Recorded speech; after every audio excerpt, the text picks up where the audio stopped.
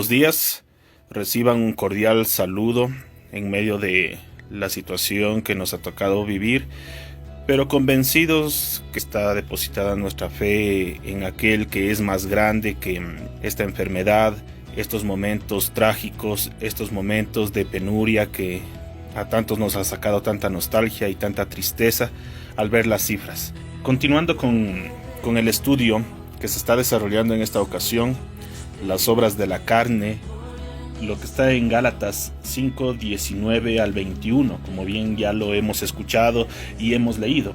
Y manifiestas son las obras de la carne, que son adulterio, fornicación, inmundicia, lascivia, idolatría, hechicerías, enemistades, pleitos, celos, iras, contiendas, disensiones, herejías, envidias, homicidios, borracheras, orgías y cosas semejantes a estas, acerca de las cuales os amonesto, como ya os lo he dicho antes, que los que practican tales cosas no heredarán el reino de Dios. Como vemos, es un listado bastante extenso, incluso como dice ahí, afines, es decir, podríamos seguir enumerando un montón de obras más y más que son fruto de la carne, que son ciertamente estas obras de la carne que nos habla la Biblia. Para explicar un poco el término que me ha tocado en esta ocasión, es decir, la hechicería, ya enseguida con el término mismo ya vienen muchas ideas a la mente. ¿Con qué nomás podemos asociar la hechicería?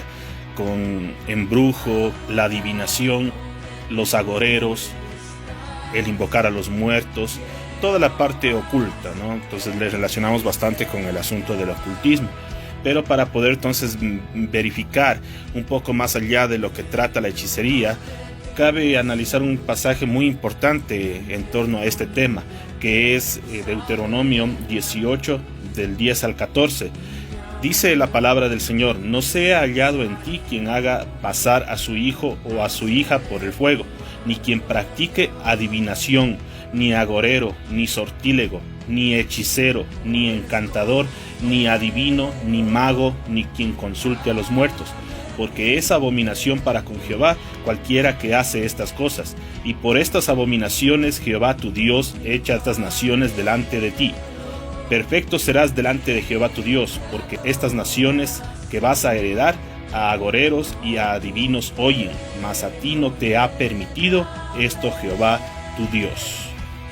Entonces, ¿qué es lo primero a destacar a lo largo de la Biblia?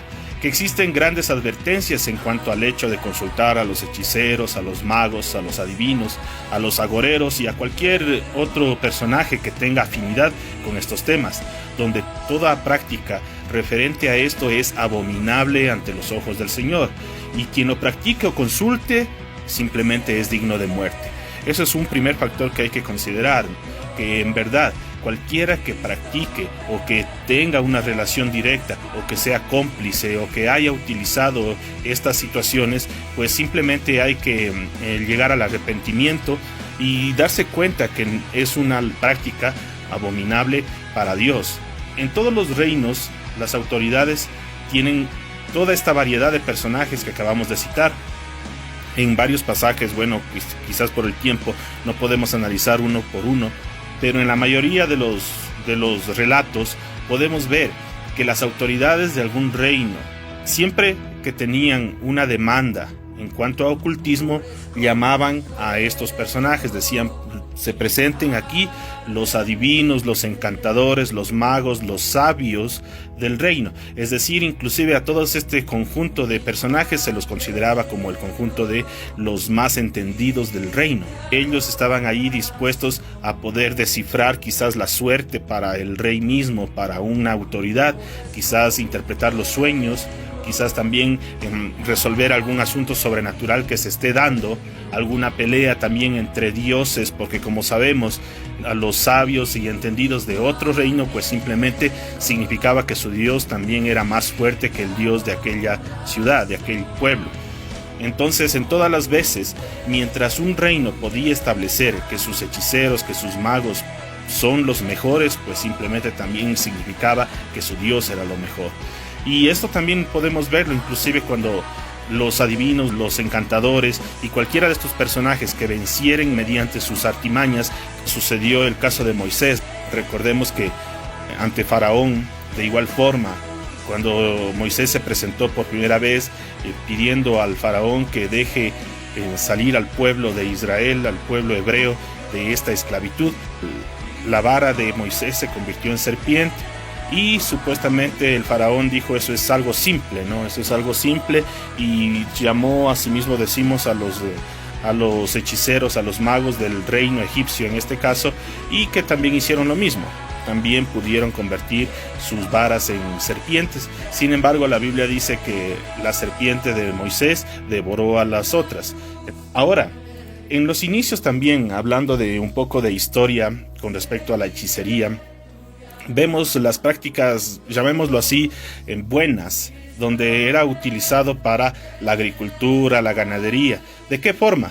Para controlar plagas, supuestamente, para que haya una mejora de cosechas, para que verdaderamente se multiplique en gran manera estas cosechas, que sea muy fértil el suelo, y que también, inclusive, hablando de la ganadería, para mejorar la caza, para mejorar la pesca, para mejorar cualquier actividad humana, ¿no?, que tenía que ver con el asunto de sobrevivencia.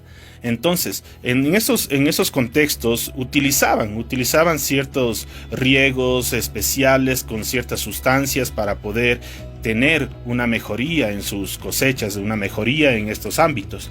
Pero ¿cuándo entonces podemos decir esto se nota algo bueno, algo favorable para la actividad de estas personas? Sin embargo, estamos hablando que el lado oculto de todo esto es cuando se quiere hacer mal. Entonces sabemos que algo que realza que está totalmente equivocado, erróneo, es cuando comienza a ser castigado. Y eso sucedió cuando hablamos sobre todo de la Inquisición.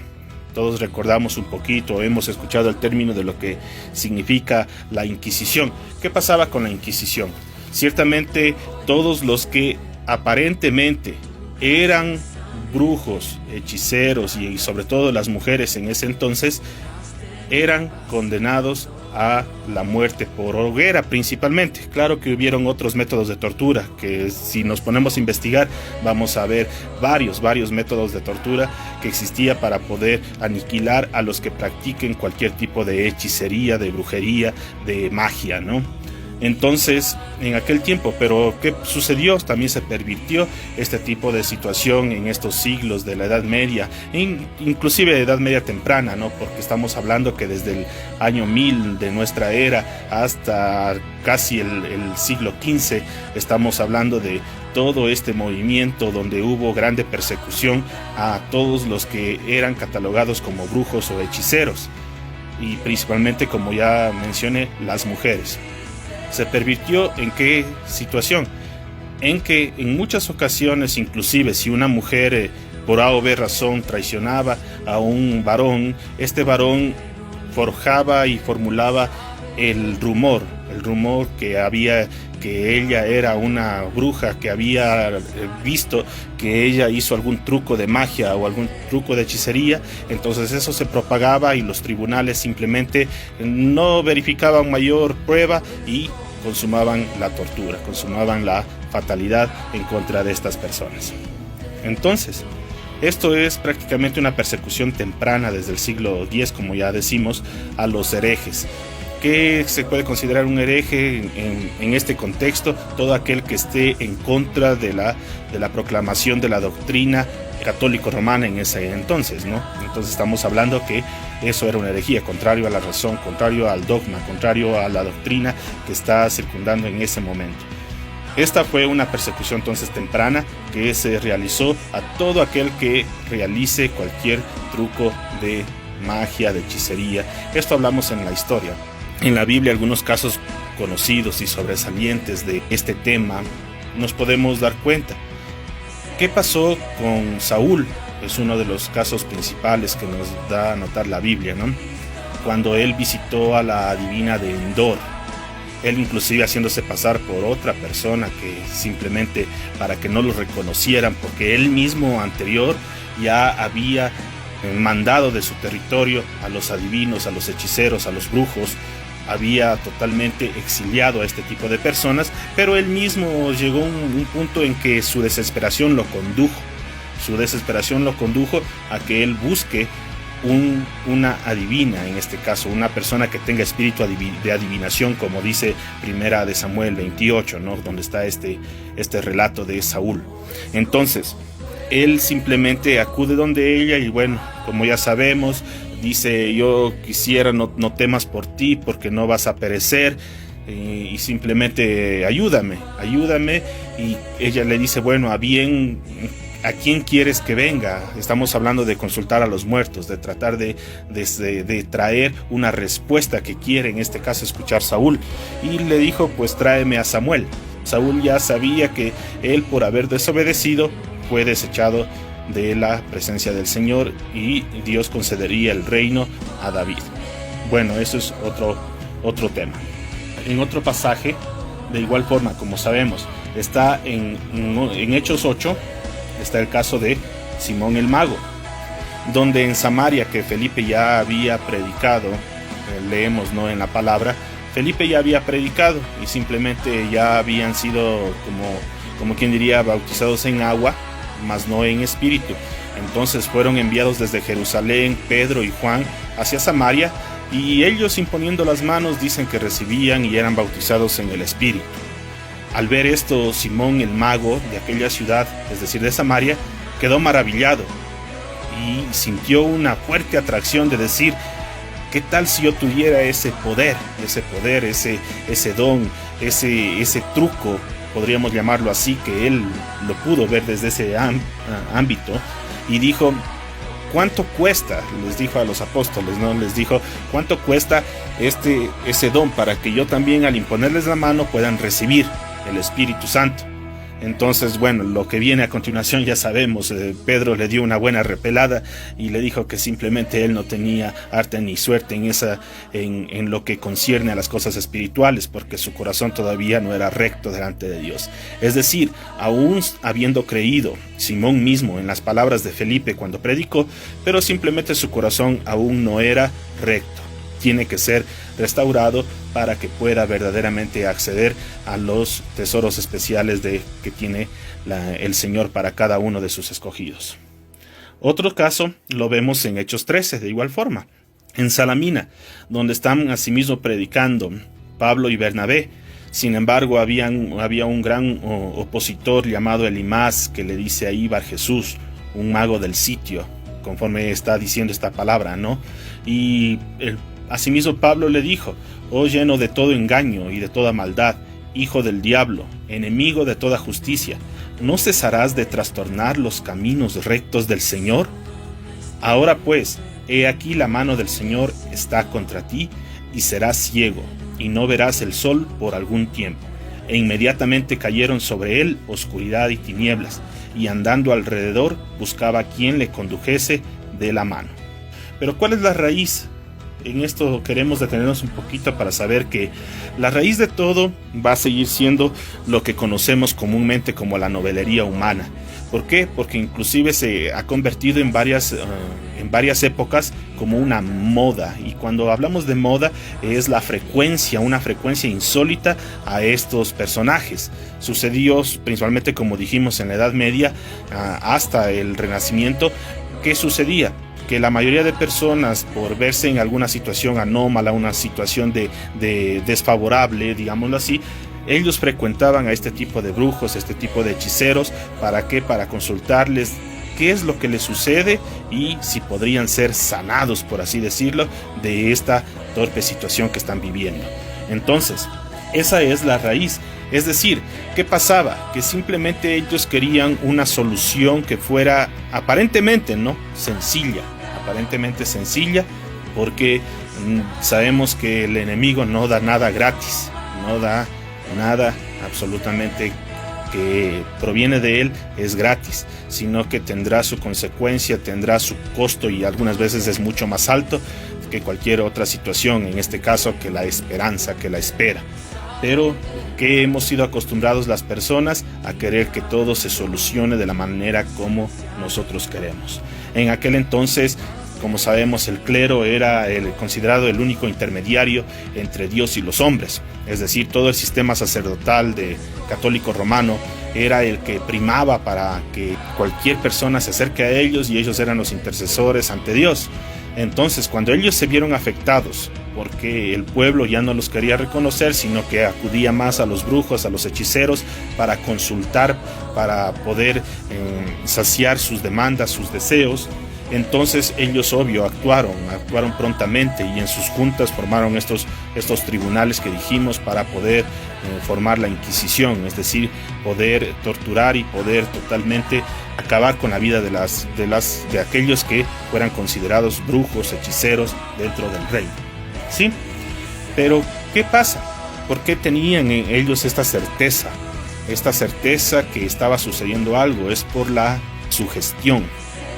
Esta parte de la sugestión, como podemos saber, hemos escuchado, hemos leído quizás, en muchas ocasiones nuestra mente es la que conduce a que creamos y que ciertamente pareciera que está ocurriendo algo. ¿Me explico? ¿Qué significa? De tanto que yo me sujeto a creer que es así, pues algo tiene de apariencia, y por esa apariencia pues yo voy a creer. Es como sabemos, hemos escuchado, inclusive, por no pasarme muy lejos, pero digámoslo así, en la idolatría.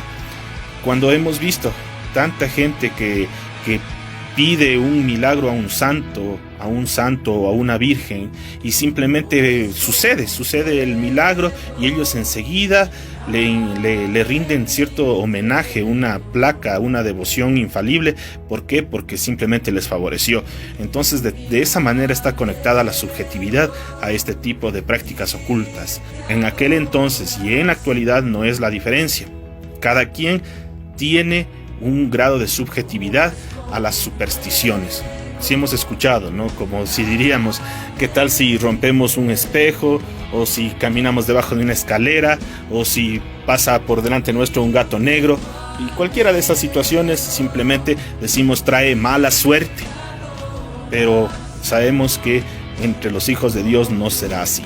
En todas las veces sabemos que el único de quien dependemos y nuestro contexto de quien depende es solamente de Cristo. En la actualidad se concatena con estas prácticas, como decimos, las famosas, sobre todo gitanas. ¿Y qué dicen esas gitanas? Permítame leerle la mano. Entonces, ¿a qué aducimos eso? Quizás el término hechicería decimos, no tiene nada que ver con esto, pero como dijimos en un momento, está íntimamente relacionado con todos estos otros términos.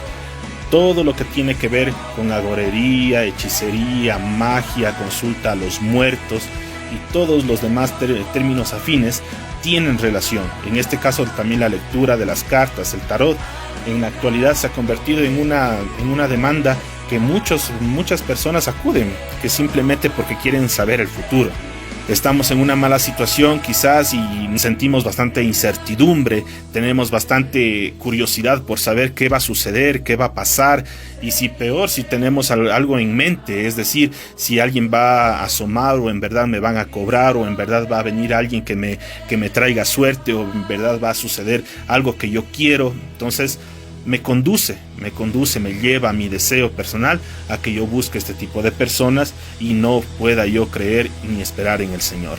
Entonces, las personas que hemos hecho, algunas veces creemos en la lectura de las cartas, quizás en los horóscopos, en los conjuros, o como ya hemos dicho algunas veces, no decimos qué salado que estoy, o qué salado que está esta persona. Entonces, ustedes saben, en estas prácticas hay inclusive el jabón, ¿no? que se llama por su nombre y dice jabón saca sales. En ese sentido, la famosa ruda, por ejemplo, y todo esto. ¿Qué pasa con estas prácticas? Que simplemente dan un grado, llamémoslo así, un nivel de satisfacción a las personas. ¿Por qué? Porque encuentran un poco de llenura, de satisfacción, de alivio, o como lo queramos llamar, un deseo concedido, un alivio, una respuesta a sus inconvenientes, a sus inquietudes. Entonces, ellos, ¿qué dicen? Es que me hicieron mal de ojo. Entonces, ¿qué necesita?